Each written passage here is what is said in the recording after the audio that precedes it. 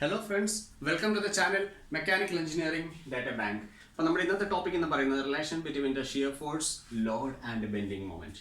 Before going into this relation, we should first understand what is mean by shear force at a section and force at a section. അപ്പോൾ നമുക്ക് ആദ്യം നോക്കാം force at a section, shear force at a section. Shear force at a section. ഇത് മനസ്സിലാക്കാനായിട്ട് നമുക്കൊരു simply supported beam consider ചെയ്യാം. So this is my simply supported beam.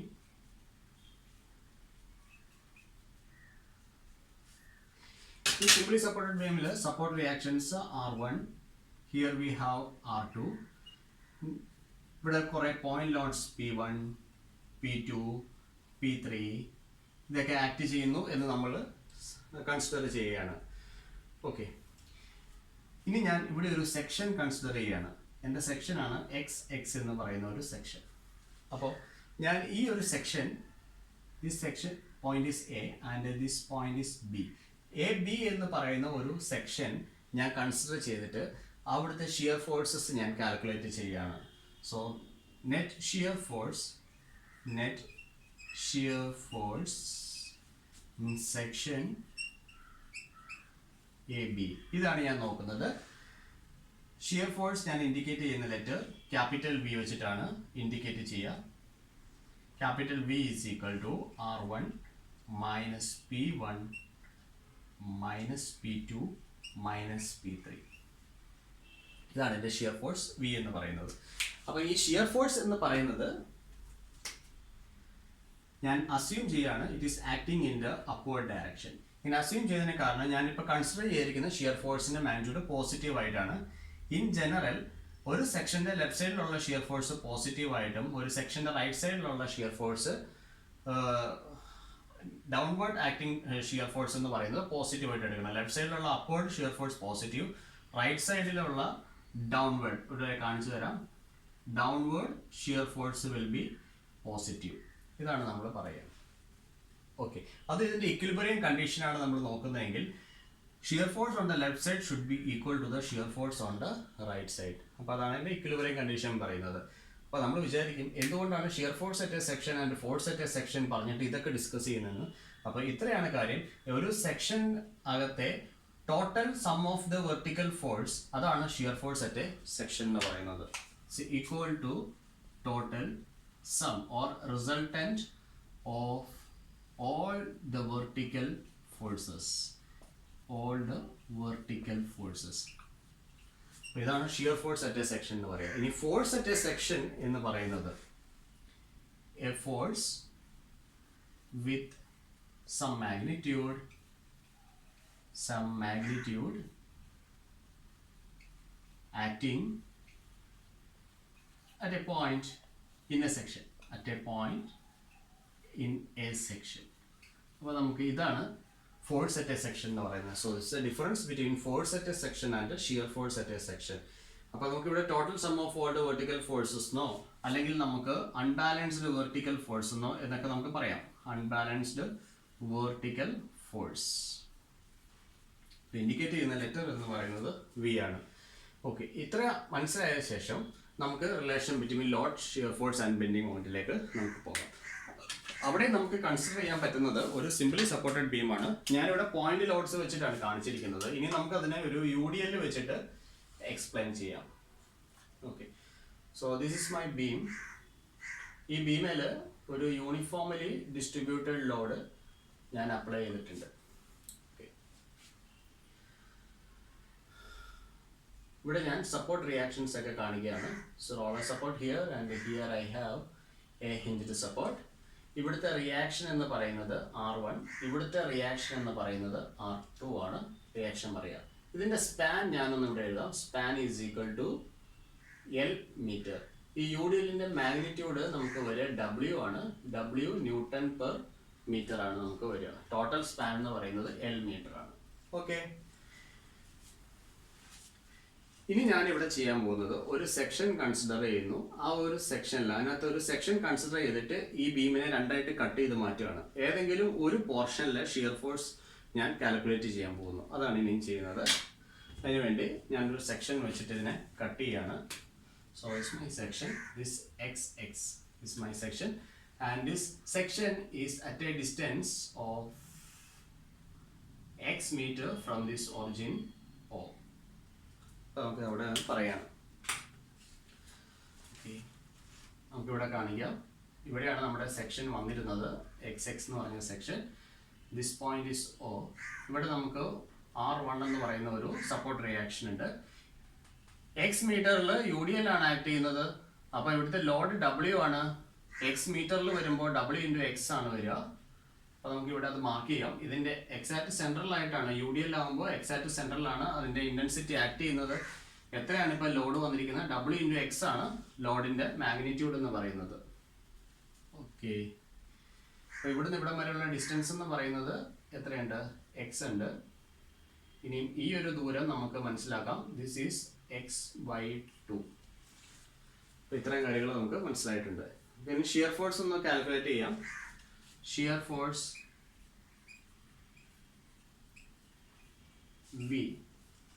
V is equal to R1 minus W into X. അതാണല്ലോ ഈ ഒരു സെക്ഷനിലെ shear force എന്ന് പറയുന്നത്, R1 minus W into X. അതാണ് ഈ സെക്ഷനിലെ ഷിയർ ഫോഴ്സ്. ഇത് നമ്മൾ പറയാം. ഈ R1 എന്താണ്? R1 നമുക്ക് ആദ്യം ഒന്ന് കണ്ടുപിടിക്കാം. Finding the support reaction R1 and R2. Simply supported beam ആണ്. അപ്പോൾ ഇതിൻ്റെ ലോഡ് W ആണ്, ലെങ്ത് L ആണ്. സോ W ഇൻറ്റു എൽ, എത്രയും ന്യൂട്ടൺ പെർ മീറ്റർ എന്നാണ് പറയുന്നത്. അപ്പോൾ L മീറ്ററിലാകുമ്പോൾ W ഇൻറ്റു എൽ ആണ് ആക്ട് ചെയ്യുന്നത് എന്നുള്ള കാര്യം നമുക്ക് മനസ്സിലായിട്ടുണ്ട്.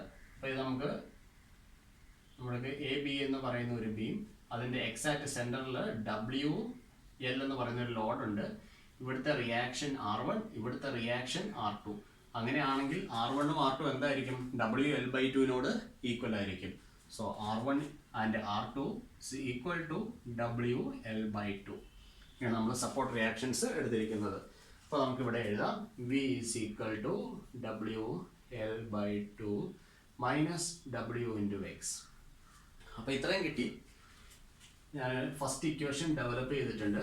ഈ equation number 1. Okay,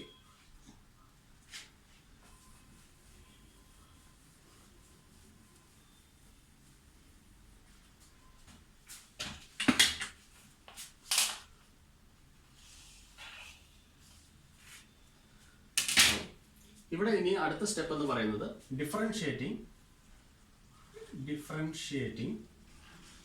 with respect to equation number 1 with respect to x. ഇതാണ് നമ്മൾ ചെയ്യുന്നത്. അപ്പോൾ നമുക്ക് വരിക dv by dx is equal to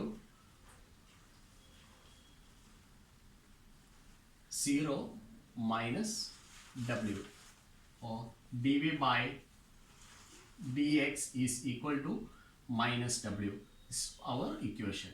dv by dx is equal to minus w. This is equation number 2. Okay, now we can calculate the bending moment. അപ്പോൾ നമുക്ക് shear force എല്ലാം calculate ചെയ്ത് കഴിഞ്ഞിട്ടുണ്ട്. ഷിയർ ഫോഴ്സ് കാൽക്കുലേറ്റ് ചെയ്തതിന് ശേഷം നമ്മളൊരു equation develop ചെയ്തു. ആ ഇക്വേഷനാണ് dv by dx is equal to minus w എന്ന് പറയുന്നത്. Okay, now bending moment at section xx. Bending moment at xx. ഇതാണ് നമ്മൾ കണ്ടുപിടിക്കുന്നത്. എം വെച്ചിട്ടാണ് ഡിനോട്ട് ചെയ്യുക. ഓക്കെ, ബെൻഡിങ് മൊമെന്റ് കാൽക്കുലേഷൻ ആണ് ഇവിടെ.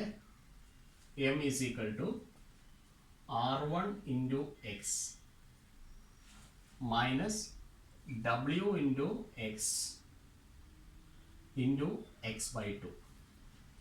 R1ന്റെ വാല്യൂ നമുക്കറിയാം WL/2 into x minus w x square divided by 2. ഇനി നമുക്ക് സെയിം സ്റ്റെപ്പ് റിപ്പീറ്റ് ചെയ്യാം.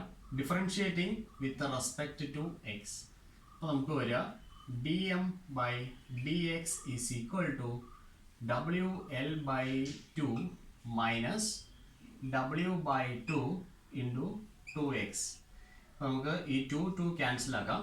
അപ്പോൾ നമുക്ക് ഇവിടെ വരിക WL/2 minus W into X. dm by dx is equal to wl/2 minus wx. See, ഇത് ഈ സെയിം ഇക്വേഷൻ നമ്പർ 1 ആയിട്ട് തന്നെയാണ് വന്നിരിക്കുന്നത്. അപ്പോൾ dm by dx എന്ന് പറയുന്നത് എന്താണ്? Implies dm divided by dx is equal to v. ഇതാണ് നമ്മുടെ ഇക്വേഷൻ വന്നിരിക്കുന്നത്. So we got our equation number 3. Okay, നമുക്ക് ഇവിടെ നിന്നുള്ളത് ഒന്ന് എഴുതി നോക്കാം. From equation number 2 we can write w is equal to minus dv divided by dx. അപ്പോൾ നമുക്ക് ഇവിടെ ഇക്വേഷൻ നമ്പർ 3യിൽ നിന്ന് നമുക്കറിയാം v is equal to dm by dx, that is equal to minus d by dx into dm by dx. ഇങ്ങനെ എഴുതാം. implies w is equal to minus dou square m divided by dou x square or d square m divided by dx square. Both are correct. ഇതാണ് നമുക്ക് final equation വരിക. This is equation number 4. അപ്പോൾ ഇതാണ് relation between load, shear force and bending moment എന്ന് പറയുന്നത്. ഇനി നമുക്ക് ഇതിനകത്ത് കുറച്ച് ഇൻഫറൻസും കാര്യങ്ങളും ഒക്കെ എഴുതാനുണ്ട്. അതൊക്കെ നമുക്ക് എന്താണെന്നൊന്ന് ഡിസ്കസ് ചെയ്യാം. ഈ ഒരു റിലേഷൻ എഴുതിയതിന് ശേഷം ഈ ഇൻഫറൻസും കാര്യങ്ങളും കൂടെ എഴുതി കഴിഞ്ഞെങ്കിൽ മാത്രമായിരിക്കും നമുക്കിതിൻ്റെ കംപ്ലീറ്റ് മാർക്ക് നമുക്ക് കിട്ടുക. ഓക്കെ, ഇൻഫറൻസസ് ഇവിടെ എഴുതാം. Inferences from equation number 2. ഈ ഇക്വേഷനിൽ നിന്നാണ് ഞാൻ എഴുതുക. From equation number 2 my first inference, the slope of the dv by dx is the slope. നമ്മൾ പറയാ ഷിയർ ഫോഴ്സിന്റെ സ്ലോപ്പ് ആണ് പറയാ. slope of the shear diagram will equals the load at that point. slope of the shear diagram, slope of the shear diagram will equals എന്താണ്? The load at that point. The load at that point. ഇനിയുള്ള inferences എല്ലാം നമ്മൾ മറ്റു ഇക്വേഷനിൽ നിന്നാണ് നമ്മൾ എഴുതാൻ പോകുന്നത്. ഓക്കെ, ഈ ഇക്വേഷൻ നമുക്ക് നോക്കാം. Equation number 3 and 4. From equation 3 and 4 നമ്മൾ എഴുതുകയാണ്. ഇവിടെ നമുക്കുള്ളത് dm by dx is equal to v എന്നാണ് പറഞ്ഞിരിക്കുന്നത്. Derivative of m with respect to x will be the shear force എന്നാണ് പറഞ്ഞിരിക്കുന്നത്. if shear force is 0, അപ്പോൾ ഞാൻ അവിടെ എഴുതാം.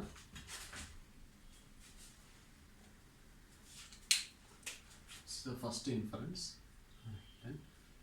if shear force v equal to 0, എഴുതാം. dm by dx equal to 0 implies maximum bending moment. shear force 0 ആണ്. shear force 0 ആവുന്ന സമയത്ത് നമുക്ക് കിട്ടുന്നത് maximum bending moment ആയിരിക്കും വരിക. and if bending moment equal to 0 will give point of inflection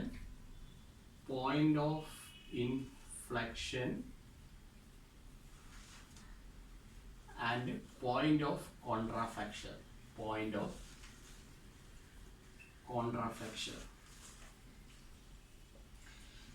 ഇനി നമുക്ക് ഇതിൽ നിന്ന് മറ്റൊരു ഇൻഫറൻസും കൂടെ എഴുതാൻ സാധിക്കും. അതാണ് ഇമ്പോർട്ടൻ്റ് ആയിട്ടുള്ള ഇൻഫറൻസ് എന്ന് പറയുന്നത്. Variation of the bending moment, variation of bending moment between two sections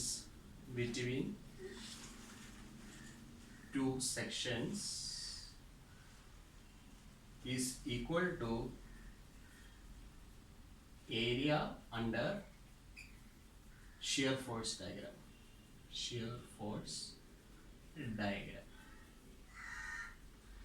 ഇത് നമ്മൾ ഒന്നും കൂടെ ഞാനത് പറയാം. ഇവിടെ നമ്മൾ ഒരു ബീം കൺസിഡർ ചെയ്തിട്ടുണ്ടായിരുന്നു, എ ബി. ഇതിനെ നമ്മൾ സ്പ്ലിറ്റ് ചെയ്തത് 1, 2 എന്ന് പറയുന്ന സെക്ഷൻ, 2, 3 എന്ന് പറയുന്ന ഒരു സെക്ഷൻ.